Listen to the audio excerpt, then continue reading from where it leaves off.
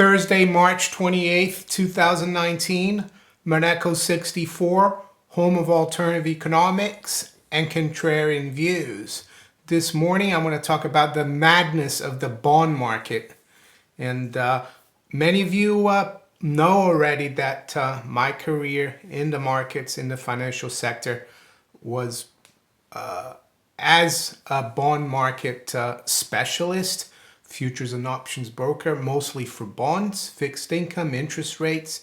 I did do other futures on stock market indices, commodities, but that was not the bulk of my business.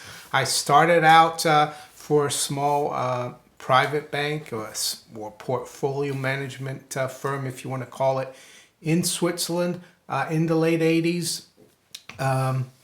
My bosses were bond guys, even though we did do equities and other things. The bulk of the business was bonds. So I learned early about the bond markets. I was sent to do an internship in London at a bond trading firm. I even have this bond market workshop that I went to in 1990. I'll show you here. There you go. It's called the Eurobond Trading Consultants. So they gave us this little bond market grid, values of 0.1 basis points per million, how to change annual to semi-annual yields, and vice versa. Of course, nowadays everything is done on there's software for that, and it calculates it automatically. So what I'm seeing now, in the last month especially, in the bond markets is, in my opinion, not normal. I have no idea what's going to happen in terms of the overall financial markets. I don't think anyone knows. If someone tells you they know exactly what's going to happen, I don't think they're being quite honest, because we've never seen this before. And today, after I look at the markets here this morning, I want to show you this book I have. It's called The Handbook to Fixed Income Securities. And it's considered the Bible for the bond market, for bond traders, bond investors, by Frank Fabozzi and Dessa Fabozzi. I bought this in the early 90s. Yeah, it's really thick. And I want to touch upon a subject called convexity and duration, which sounds a bit technical, but it isn't. And I'll show you an article as well that I've just seen on Bloomberg that shows you how things are going crazy in the bond markets. So it's 8:15 a.m. London. I'm a little later today, but not that late. Let's see where the markets are this morning. Spot gold is not going anywhere right now. Yesterday, when I made my video, we were trading around 13.12, and it actually rallied after that, which was unusual to see the gold rally at that time of the day, which is in the morning in Europe and just before the US opens. But then, of course, it drifted lower as the US session went along, and right now we're at 13.09, basically unchanged. The range has been 13.07 to 13.12.55. Silver didn't have a great day. It's still depressed here, 15.27, down 1 cent. Range has been 15.24 to 15.34. Excuse me. So yesterday, stock markets didn't really do that great. I mean, the Dow finished down 32, which is not really a big thing. It was down 0.13%. The S&P and NASDAQ, though, they underperformed. S&P finished down almost 0.5% at 28.05. And I've got 28.20 as a key level, a key resistance level. So we're still below that level. The NASDAQ finished down 0.2%, or almost 50 points. So this morning, we've got the Dow future here as I speak, down about 11 points, 25,613. So not much going on. S&P is down 3, just above 2800, 2802. NASDAQ 100 future is down 7 at 72.99. We're seeing the pound get hit today. The pound is down 0.5% or 56 pips at 131.32. The euro is at 112.38. That's down only 5 pips, so virtually unchanged. And the dollar actually is down 1/3% against the yen at just below, just above 110 at 110.12. And dollar yuan is unchanged, 673.60. Crude oil, WTI, is down 2/3 at 59.05. Brent is at 66.84, down 2/3 as well. What about the bond market? Let's look at the what's happening now. Of course, I'm going to talk about why I think it's the bond market's gone mad. Well, right now we've got the 10-year yield. It's down 1.5 basis points. It's just below 236, or it's around 236. So yeah, the bond market is pointing to more and more weakness, I would say, and investor worries, I think, instead of being, in the other riskier assets, they're going to treasuries, and they're also going to higher yield bonds, which are riskier, and I'll talk about this in a minute. So the 3-month right now is 244. The 10 years at 236, 8 basis points inverted. I think yesterday we got to -10. So that's the bond market. So I saw a story here on Bloomberg, and I'll read it to you a little bit here. It says, global bond markets go mad. So as everything rallies at once. And you see, it's not only me saying that the bond market is gone crazy, or the badness of the bond market. It says here, Austrian century bonds trounce junk in inverted yield era. Well, century bonds are bonds that are issued and mature in 100 years. Fed stokes low-inflation bets sweeping through markets.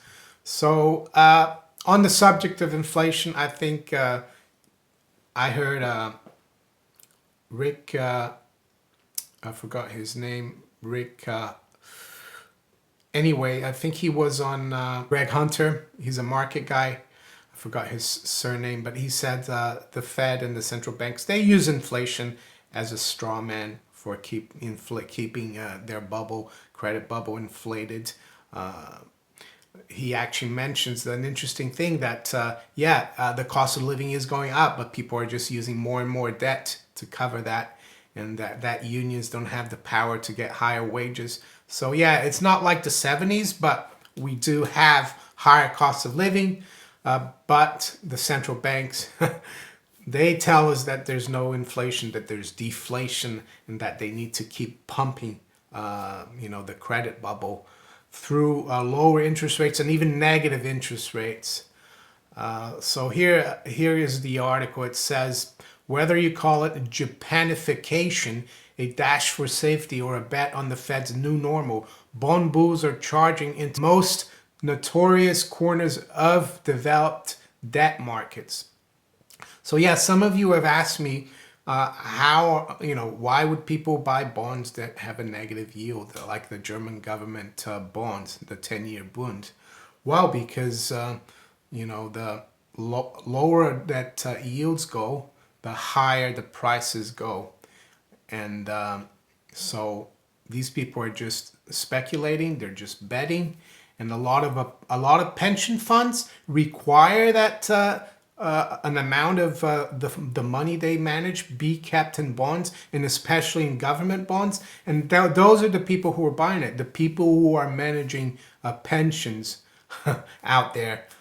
Fiduciary duty, not too sure about that. So it goes on to say, as benchmark treasury yields trade at December 2017 lows, and those on German bonds sink deeper into negative territory, century bonds riddled with interest rate risk are suddenly one of the market's biggest outperformers. So the other thing you need to understand about bonds is that the higher, the longer the maturity or the duration of the bond, the more sensitive to moves in interest rates that the price of that bond becomes. So a 10-year bond has moved well with yields falling even into negative territory, but a 100-year government bond, in this case I think they're talking about the Austrian government bond, that's moved, 100, that's 10 times longer in duration, kind of the period of the how long the bond is out there for. So the price goes up even more. It's like a parabolic curve, and it's called convexity, which is something I'll look into here in a minute and show it to you. So it goes on to say here, in the market value of the world's investment grade and high yield bonds has jumped by almost 1.6 trillion to 55 trillion in the past 3 weeks, with the index racing towards record highs according to Bloomberg data. I mean, if this isn't a bubble and a dangerous bubble, I don't know what is. What will pop it? We don't know. It goes on to say investors have vanquished their rate fears and now see central banks spoon-feeding returns through the rest of the credit cycle as the treasury yield curve flashes recession fears. Fixed income has gone mad, said Rishi Mishra, an analyst at Futures First. It really is a mad search for quality. Not sure about the quality. It goes on to say, take negative yielding debt, often cast as the poster child for financial repression. It's in line for gains as inflation goes AWOL. Again, inflation being used here as the straw man, right? If anything, the concern is that with price pressure so muted and growth so weak, yields can keep falling and locking in rates now may pay off. What does that mean, locking in rates? Well, if you buy a bond that's yielding 1.5%, it doesn't sound much, 1.5%, on $1 million, that's $15,000 a year. That's not much of an income for $1 million.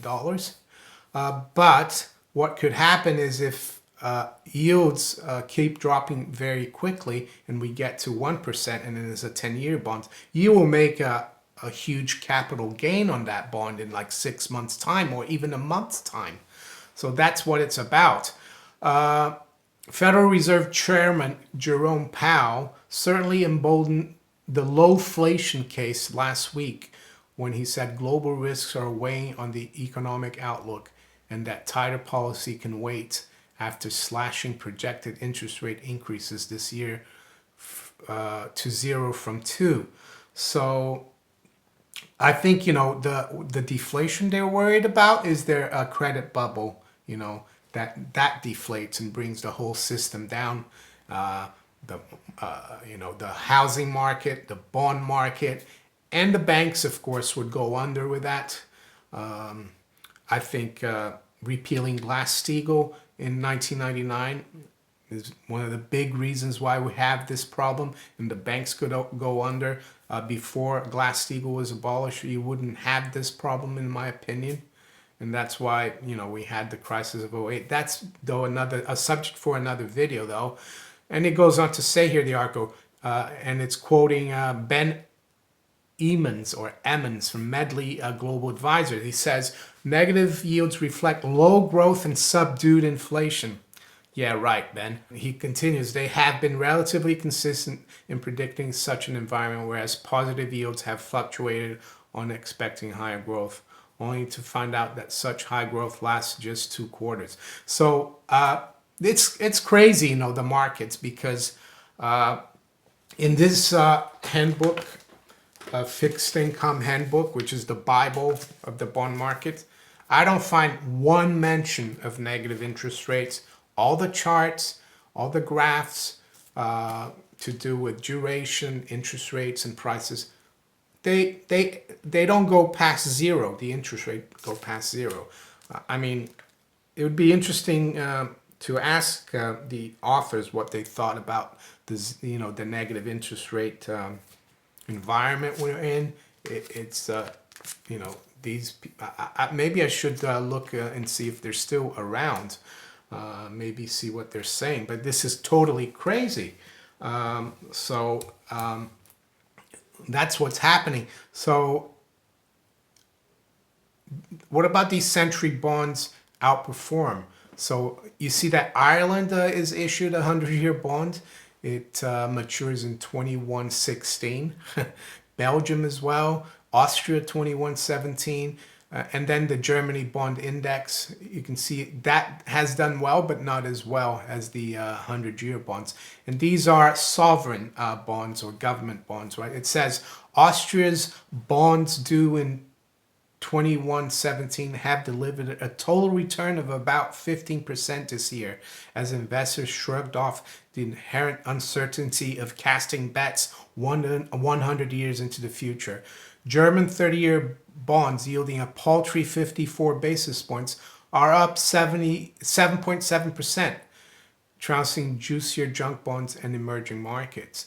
So, well, the 10-year Bund, Germany 10-year Bund, is actually yielding negative right now, but the 30-year German bond is 54 basis points, and that's done quite well as well, 7.47%, as you can see. So there is money to be made in the bond market, even when interest rates are near zero or negative. And I'll show you here, just how crazy it's gone, the European bond markets. You can see the German 10-year yield is at -8 basis points now. It's gone down 26 basis points in the last month. Even the UK yield, with all the uncertainty about Brexit, is gone down 31 in the month, and it's at below 1%. I can tell you, part of my council tax, the Greater London Authority tax, in part of that is going up 8.9% this year, and my council tax is going up 5%.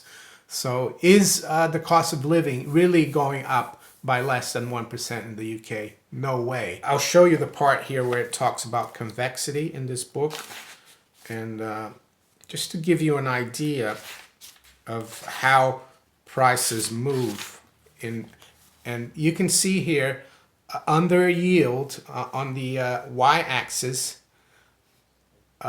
you can see that it doesn't go past zero on this chart. There you go. It doesn't go past zero.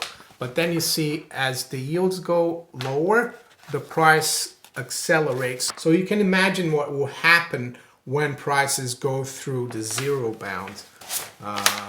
And so I think that's the biggest danger in the market. It's going to create a lot of toxic leverage bets, in my opinion, even by pension funds. And people are, what happens with the fund managers is that they have to keep up with the others. So if they see this madness going on, but the people who are in it and got in it are making money, they need to follow it. And it's crazy. So what should an investor do? I would stay out of it and look from the outside. This is a crazy scenario. What about the stock market? Well, the stock market is trying hard to come off, but it's been kept up at the moment. Will it come down? I don't know. We just have to wait and see. If you enjoyed this video, make sure you hit the like button. If you enjoy my videos but haven't subscribed yet, think about subscribing. Share it far and wide as well, my videos, if you think there are other people who might enjoy the content. Make sure you also hit the little notification bell above to be notified of my new videos. And yeah, you can follow me on Twitter, Steemit, and on DTube as well. I wish you all a great day. Take care. Bye.